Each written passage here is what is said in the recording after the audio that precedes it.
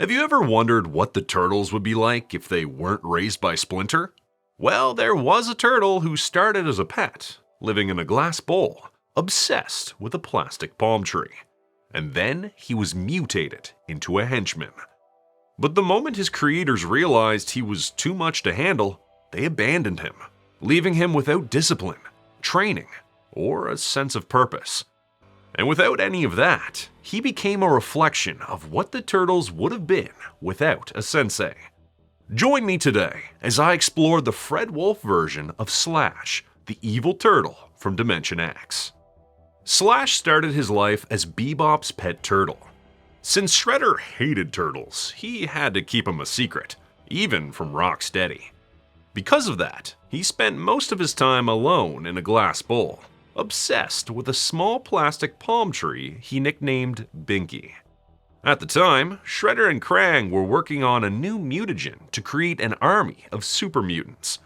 And as usual, Bebop and Rocksteady managed to mess it up. As punishment, they were assigned to clean the lower decks of the Technodrome.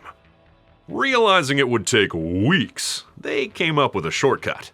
If Shredder could create henchmen, so could they. Therefore, they decided to create their own mutant to do the work for them. The problem was that the only animal they had was Slash.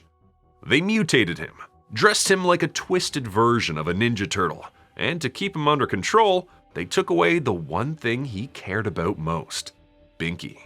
That plan fell apart almost immediately. They lost Binky, and Slash snapped. After grabbing the Shredder's Shaolin swords, he started chasing them. Being in over their heads once again, Bebop and Rocksteady lured him into a portal and dumped him into the streets of New York. After being dumped in New York, he started tearing through the city in search of Binky. That was when he crossed paths with Fenton Q. Hackenbrush. Fenton worked for real estate mogul Donald J. Lofty, but behind the scenes, he had his own plans. He was secretly building condominiums in the sewers, a project that would have destroyed the entire sewer system. And the turtles were already getting in his way. Knowing that the turtles could send him to jail, he decided to put their reputation into question. He hired 4 guys dressed as turtles to do some crimes, but he quickly realized they were useless. That was when he ran into Slash, who agreed to smash the Freedom Bell in exchange for a land of palm trees. But Slash didn't go directly there. He started smashing everything on his way, and given that he looked like a Ninja Turtle, an angry mob started chasing the real turtles down the streets. The turtles couldn't stop Slash's rampage, and with his mission over, Slash went back to the launch of the Space Scow to get his reward. Meanwhile, Fenton was trying to blame the turtles for the destruction of the Freedom Bell, right in front of the cameras. But his lie was cut short when Slash appeared on the scene, demanding his reward after destroying the monument. Having figured out he was being lied to, he decided to use the Space Scow against the city. Since this threat was televised, the turtles learned of his whereabouts, but they were simply too far away to stop him. Fortunately, Shredder had sent Bebop and Rocksteady in a flying vehicle to recover Slash, so they stole it from them and used it to catch up with the Space Scow.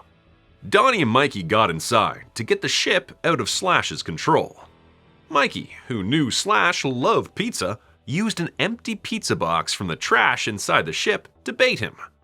This worked momentarily, but once he discovered he had been lied to again, he smashed all the ship's controls, and without a way to redirect it, Mikey and Donnie jumped out of the ship before it could reach escape velocity. Fortunately, Leo and Raph rescued them with the flying vehicle. As bad as the situation was for Slash, at least he found a small plastic palm tree among the trash. But this wasn't the end.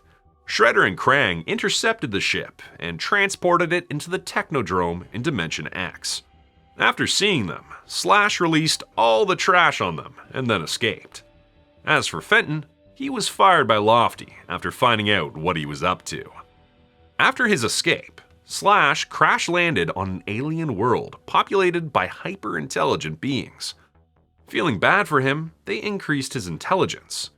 But unfortunately, this didn't give him any morals, and he became a turtle with a mission: to return to Earth and become the #1 supreme turtle by turtleizing the entire planet. With a now functioning space scow, Slash landed in the middle of New York and started stealing parts for his trans-frequency flux oscillator, which he would later connect to the Channel 6 antenna to turn the whole city into turtles. Donatello tried to stop him, thinking this was still plain old Slash.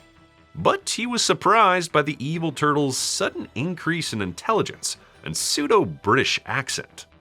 All the turtles tried to stop him again at Channel 6, but they couldn't stop him from turning Vernon and Byrne into turtles and putting the heroes in a half-shell on ice. Fortunately, April came to their rescue, and thanks to Vernon, they found out that Slash had gone to the roof. But to Slash, everything was going according to his plan. He escaped with the antenna, and he took it to the tallest structure in the city, the Trumpet Tower apartment building, the perfect spot to turn the whole city into turtles. Remembering Master Splinter's lesson about turning failures into victories, Donatello used one of his failed experiments to save the turtles from Slash's killer robots. But they still had to deal with Slash, who seemed to have thought of every possible obstacle that could come his way. This was when Donnie figured out how to outsmart him.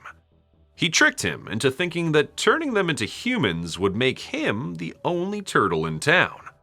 Slash used his Animalizer Ray to turn Donnie into a human, but he used Vernon and Byrne as a shield, which turned them back to normal. With that out of the way, they destroyed his weapon and the satellite dish. Furious, Slash ambushed the turtles, and they all fell from the roof. Mikey saved his brothers, but Slash fell to the street, and while he survived the impact, his intelligence was reset. Because cartoons. Slash's last appearance was during the Night of the Rogues, when the Shredder recruited him along with the Rat King, Leatherhead, Tempestra, Scumbug, Anthrax, and Chrome Dome. The idea was to keep the turtles distracted while he worked on unearthing a spaceship filled with treasures. Slash was promised a part of the bounty. To terrorize the city and capture the turtles, Slash was paired with the Rat King. They attacked Ye Olde Pizza, the oldest pizza parlor in the city, as they imagined it had to be valuable. By the time Mikey found them, Slash defeated him by throwing the pizza parlor on him.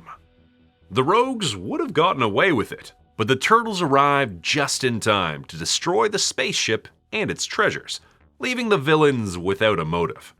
They all went their own way, including Slash. Slash ended up hiding out on a barge when he noticed a shiny thing in the water. This thing turned out to be a mechanical squid that took him to an underwater city named Turtlantis. Not to be confused with Atlantis, another underwater city. It was named that way because they idolized turtles. According to Turtlantis laws, their arena champions were more important than the king. Slash, with all his strength, immediately became their invincible champion, and he had no intentions of leaving this kingdom. When the turtles arrived there looking for a probe, King Laudrum agreed to return the device to them in exchange for defeating their champion, as Slash had been terrorizing the kingdom ever since he won the title. The turtles tried to fight against the powerful Slash, but it was becoming clear that he wasn't going to leave. To him, being the champion was better than a billion binkies. Noticing that the inhabitants of Turtlantis were amphibious, Donatello asked King Laudrum to let the seawater fill the city. This would force Slash out, eventually. On their way out, Slash tried to follow the turtles, until they lost him.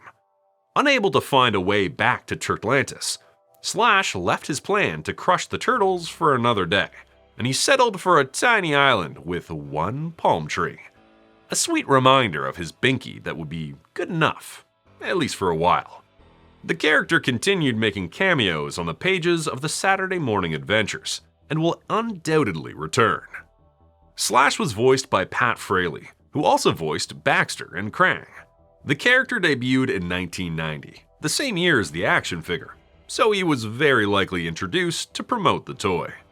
He was adapted for the small screen by David Wise, who wrote all his appearances. While not as popular as the Archie or Playmates version, this Slash appeared in Shredder's Revenge as a boss. NECA released him in a 2-pack with Leatherhead, and later as an Ultimate figure, while the loyal subjects also produced their own versions, including a glow-in-the-dark variant. I find it interesting that between his first and second appearances, Slash became dumber for no apparent reason but to support the plot of him becoming more intelligent. Having said that, it was a great twist on the character, because it brought home the biggest difference between Donatello and Slash: Master Splinter's guidance. Without someone to teach him discipline and values, Slash became chaotic and destructive, shaped only by his original owner and by everyone who later tried to manipulate him. The Turtles were given a purpose under their guidance from Splinter, but Slash was thrown away right after he was mutated. This is why his motivations are so inconsistent. He wants his Binky back, but he also wants revenge, and to become powerful, or super rich, or why not, even a champion that eclipsed a king.